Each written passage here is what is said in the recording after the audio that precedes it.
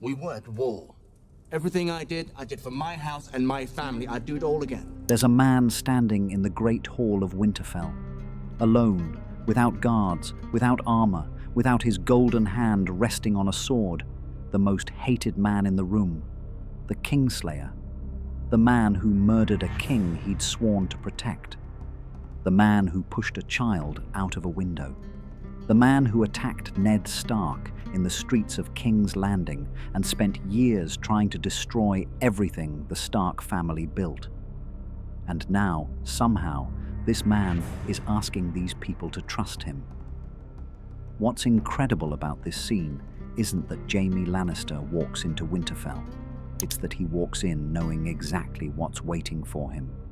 And he does it anyway. So here's what I want you to understand about this moment, because it's easy to miss beneath all the accusations and the anger. This isn't a trial. Not really. There's no judge, no jury, no legal structure. It's more like a negotiation, a tense, loaded, deeply personal negotiation about whether a man who has spent his entire life on the wrong side of history deserves a chance to die on the right one. And the answer isn't obvious. Not to anyone in that room. Not even to Jaime himself. The writer of this scene, Brian Cogman, even noted that it was not unlike Tyrion's trial back in King's Landing. Another Lannister standing before a hostile room, fighting for his life. Except Tyrion was innocent. Jaime is not. Now let's walk through this beat by beat, because the show packs an extraordinary amount of character work into a short stretch of time. Daenerys opens, and she opens hard. She tells the room, and now here he is, not at the head of an army, not with some grand gesture of loyalty, just one man, one hand, standing in front of a room full of people who want him dead. You see, the charges are immediate and specific. Daenerys points out that Cersei pledged to send her army north, and all she sees is one Lannister with no soldiers behind him. Jaime confirms it. Cersei lied. She never had any intention of sending her army north. She never intended to send a single soldier. She has Euron Greyjoy's fleet and 20,000 fresh troops from the Golden Company. Even if the living somehow defeat the dead, Cersei has more than enough men to destroy whoever's left standing. Even if we defeat the dead, she'll have more than enough to destroy the survivors. This is a gut punch for the room. But for Daenerys, it's more than that. It's proof that Tyrion's judgment was wrong, that trusting a Lannister was a mistake, and that her own hand may have been played for a fool. The thing is, this confession that Cersei lied, that she's abandoned her promise, is the moment Jaime officially separates himself from his house, his sister, and his lover. He's not just telling them that the Lannister army isn't coming. He's telling them that he chose to come here alone. That his loyalty to a side has been replaced by something simpler and harder to define. A duty to survive. To fight for the living. It's a shift that would have been unthinkable just a few years earlier, when Jaime's love for Cersei was the single most powerful force in his life. And now, he's standing in the one place in the world where that love means nothing, offering his sword to the people Cersei wants dead. But Daenerys isn't the only one with something to say. Tyrion tries to defend his brother, and Daenerys shuts him down. She's furious that Tyrion's judgment about Cersei was so catastrophically wrong. This is actually a bigger moment than it looks. Grace, I know my brother. Like you knew your sister. Daenerys is losing faith in her hand, the one advisor she chose specifically because she believed he was clever enough to see through Lannister deception. If she can't trust Tyrion's judgment, who can she trust? That doubt will grow and grow until it consumes their entire relationship. And then Sansa speaks up, and her anger is just as sharp. She agrees with Daenerys. You're right, we can't trust him.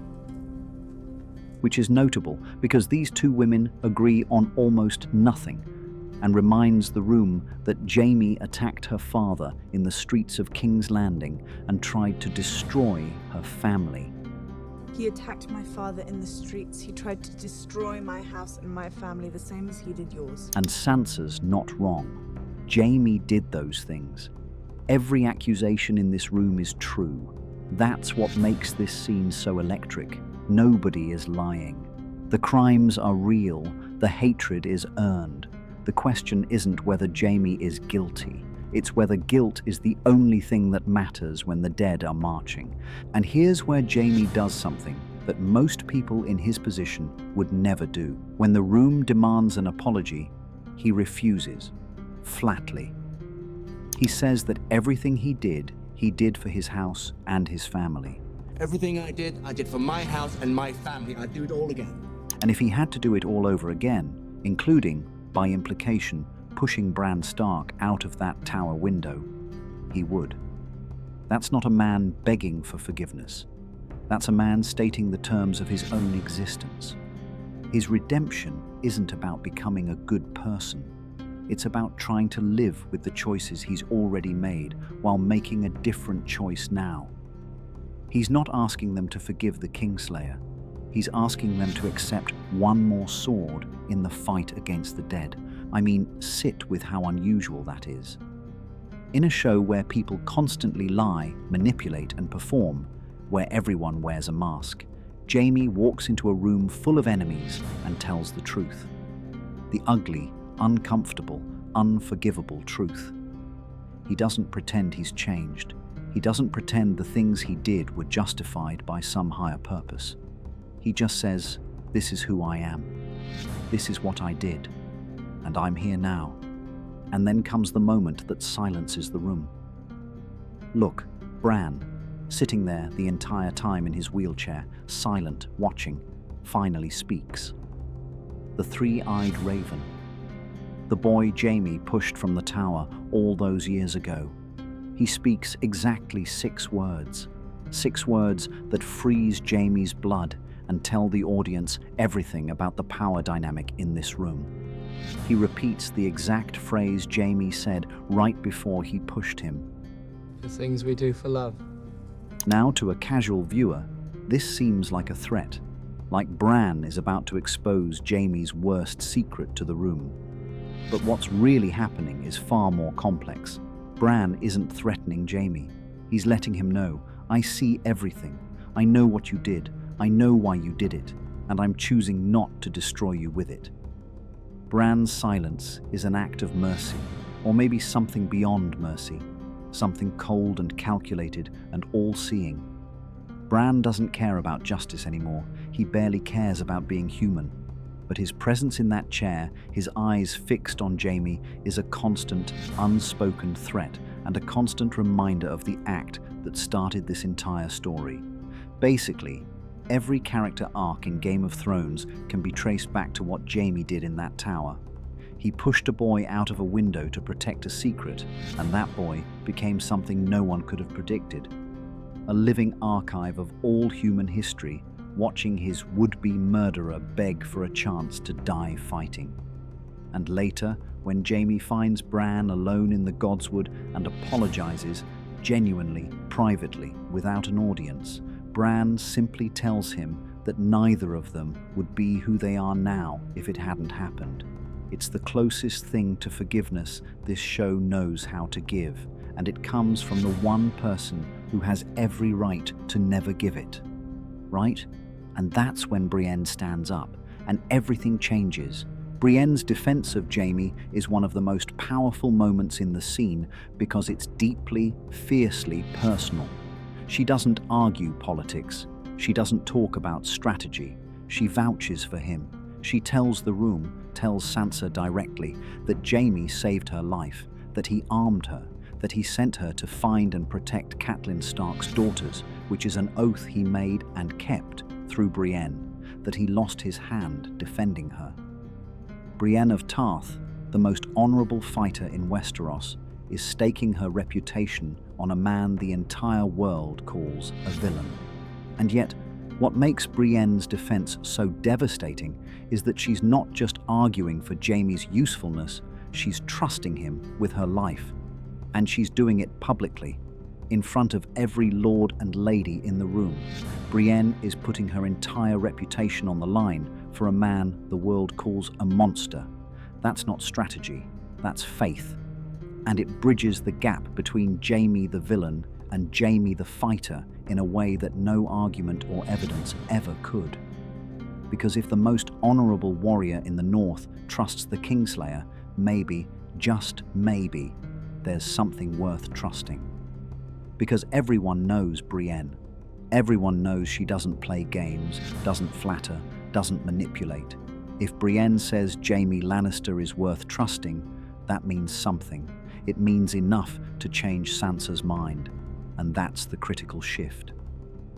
Sansa, who has every reason to hate this man, looks at Brienne and decides that her sworn protector's judgment is worth more than her own anger. I trust you with my life. If you trust him with yours, we should let him stay. That's growth. That's leadership. That's a woman who has learned the hard way that survival sometimes means swallowing your fury and making the practical choice. Actually, think about what the Kingslayer title really means in this context. The whole world has hated Jaime for killing the Mad King. Technically, he's an oath-breaker, a knight of the Kingsguard who killed the king he was sworn to protect. But the truth he told Brienne in the baths at Harrenhal, is that he killed Aerys to save King's Landing from being burned alive by wildfire. He broke his oath to save 500,000 people, and instead of being thanked, he was branded forever. That's the tragic hero's path sitting underneath this entire trial. Well, the man the world calls a villain made an impossible choice, the right choice, and has been punished for it ever since. And now, here at the end, he's making another impossible choice, walking into a room of enemies, offering his life for people who hate him, not for glory, not for redemption, just because it's the right thing to do. You know, the scene ends with Jaime being allowed to stay. He's formally accepted into the Northern Defense. And later, he finds Brienne in the courtyard and tells her something quietly stunning, that he'd be honored to serve under her command. The Kingslayer, the golden boy of House Lannister, the man who was once the finest swordsman in Westeros, asking to serve under a woman the rest of the world mocked for years. That's not performance, that's not politics. That's a man who has finally, after everything he's done and everything he's lost, figured out what actually matters. And that's the genius of this scene. It takes a character who started the show as a villain, a man who pushed a child out of a window in the very first hour of the very first story, and puts him on trial in front of the people he hurt most.